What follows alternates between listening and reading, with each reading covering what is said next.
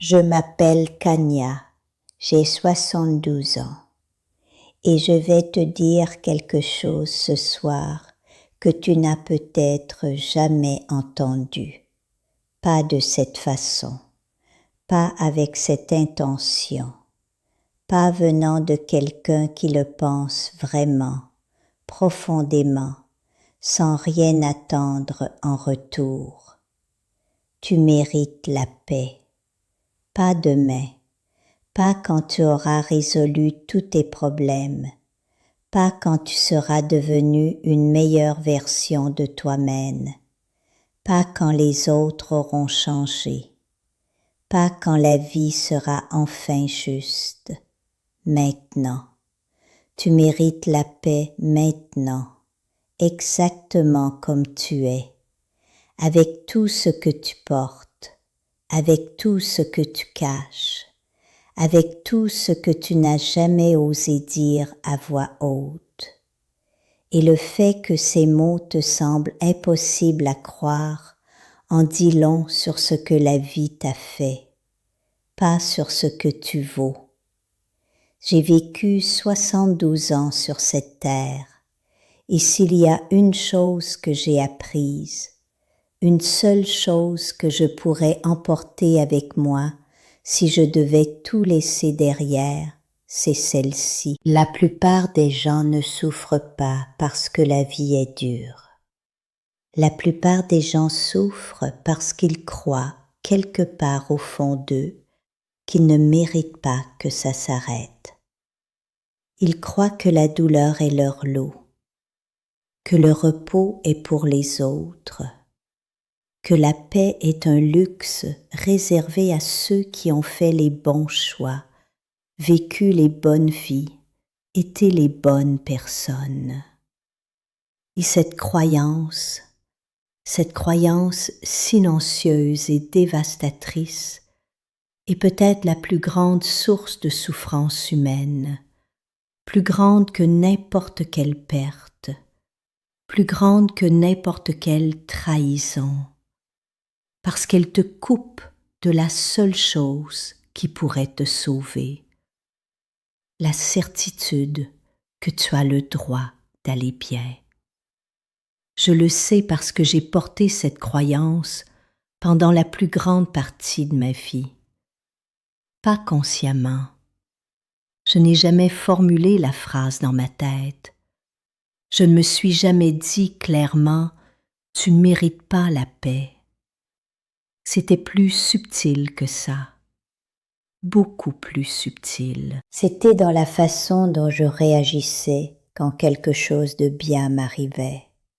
Cette tension immédiate, cette attente du désastre, cette incapacité à profiter d'un moment heureux sans qu'une voix au fond de moi murmure que ça ne durerait pas, que quelque chose allait mal tourner, que le bonheur n'était qu'un piège et que la chute viendrait comme elle venait toujours. C'était dans la façon dont je m'épuisais pour les autres sans jamais m'accorder la même grâce. La façon dont je trouvais naturel de donner tout, mais impossible de recevoir quoi que ce soit. La façon dont je me sentais coupable de me reposer, coupable de prendre du temps pour moi, coupable de dire non.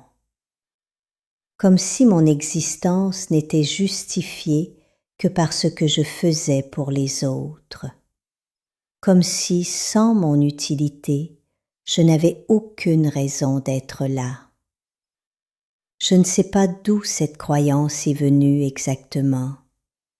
Peut-être de mon enfance, peut-être des regards, peut-être des silences, peut-être de ces moments où j'ai compris, sans que personne ne le dise explicitement, que mes besoins passaient en dernier, que mes émotions prenaient trop de place, que mon rôle n'était pas de ressentir, mais de fonctionner. Les enfants comprennent ces choses très tôt, bien avant de pouvoir les nommer. Ils absorbent les règles invisibles de leur environnement comme une éponge absorbe l'eau. Et ces règles deviennent le code selon lequel ils vivent le reste de leur vie. Mon code disait que la paix n'était pas pour moi, que je devais la mériter, et que quoi que je fasse, ce ne serait jamais assez. Je veux te raconter à quoi ressemble une vie vécue sous ce code, parce que si tu le vis toi aussi, tu as besoin de voir ton propre reflet dans mes mots pour comprendre ce qui se passe.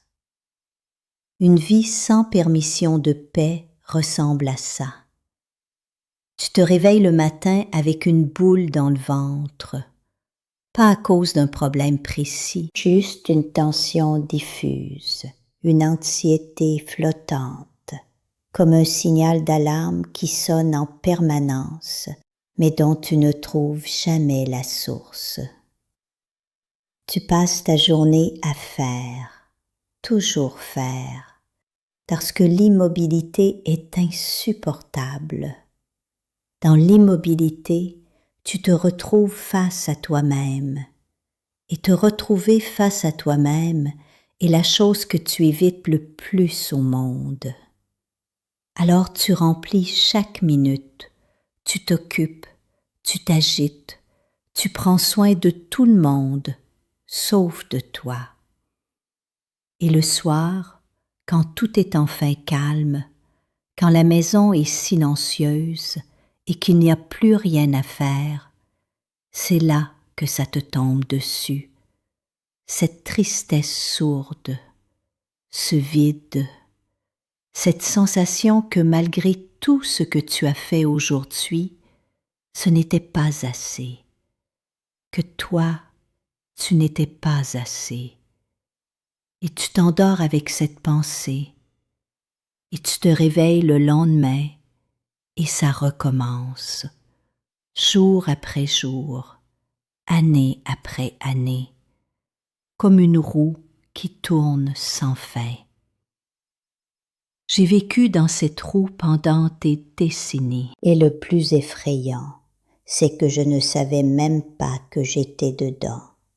Je pensais que c'était normal.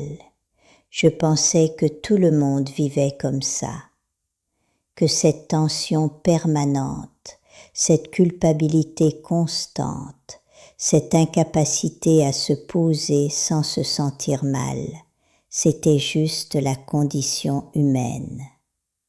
Ce n'est pas la condition humaine, c'est la condition de quelqu'un qui a appris très tôt qu'il ne méritait pas le repos. Et cette leçon est un mensonge. Le mensonge le plus destructeur qu'on puisse apprendre. Il y a eu un jour dans ma vie où ce mensonge a commencé à se fissurer. J'avais 58 ans. J'étais assise dans un jardin, seule, après une journée particulièrement épuisante, pas physiquement épuisante, émotionnellement. J'avais passé la journée à écouter les problèmes de tout le monde, à consoler, à conseiller, à porter, comme d'habitude. Et je me suis assise sur un banc et j'ai regardé le ciel devenir orange, puis violet, puis sombre. Et dans ce silence, une pensée est apparue, une pensée différente de toutes celles que j'avais l'habitude d'avoir. La pensée était simple, presque banale, mais elle m'a frappée avec une force que je ne peux pas décrire. La pensée était celle-ci. Qui prend soin de toi, Kanya? Qui prend soin de toi? Et je n'ai pas trouvé de réponse.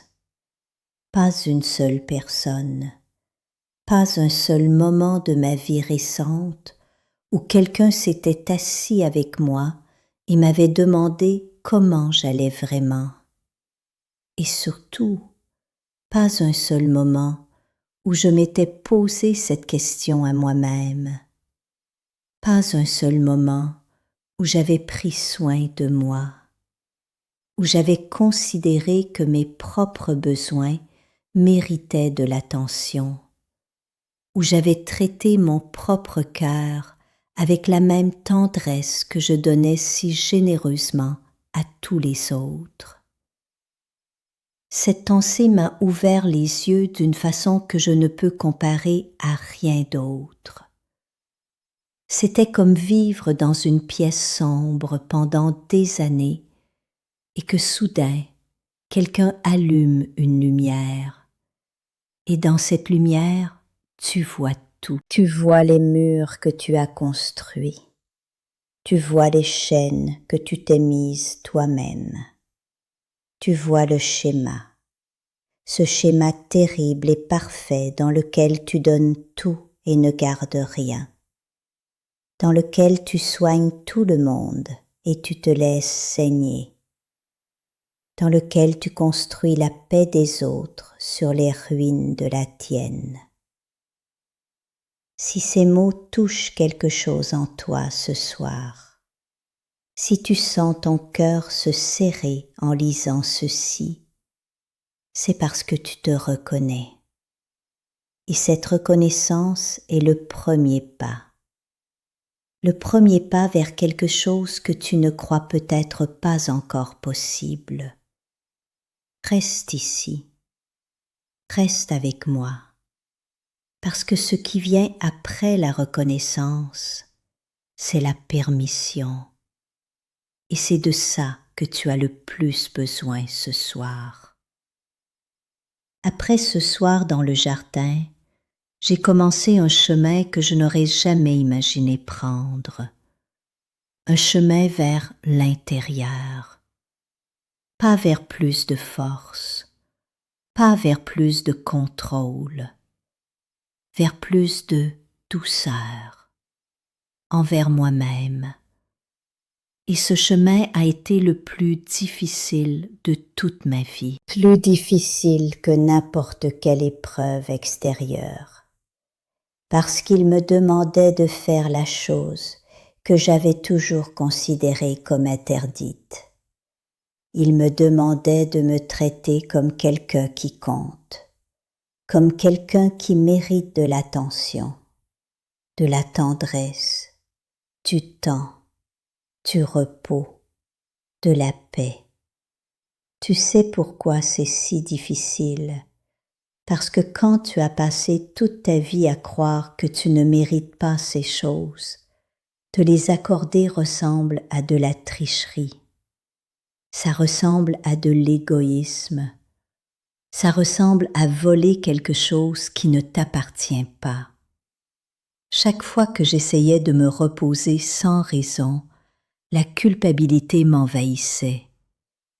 Chaque fois que je pensais à moi avant de penser aux autres, une voix intérieure me disait que j'étais égoïste.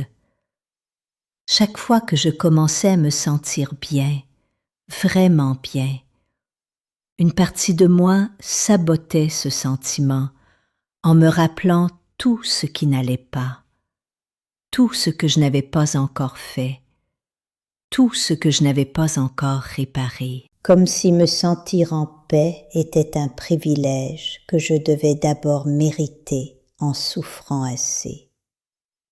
Et c'est là que j'ai compris la nature exacte du piège. Le piège n'était pas la souffrance. La souffrance n'était que le symptôme. Le piège était la croyance que la souffrance était nécessaire. La croyance que je devais payer un prix pour avoir le droit d'aller bien. Que la paix avait un coût et que ce coût était la perfection. Être parfaite, avoir tout résolu, avoir tout donné, avoir tout fait correctement.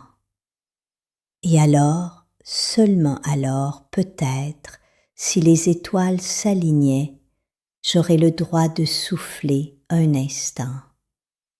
Mais un instant seulement, parce que demain il faudrait recommencer à payer. Tu vois la cruauté de ce système.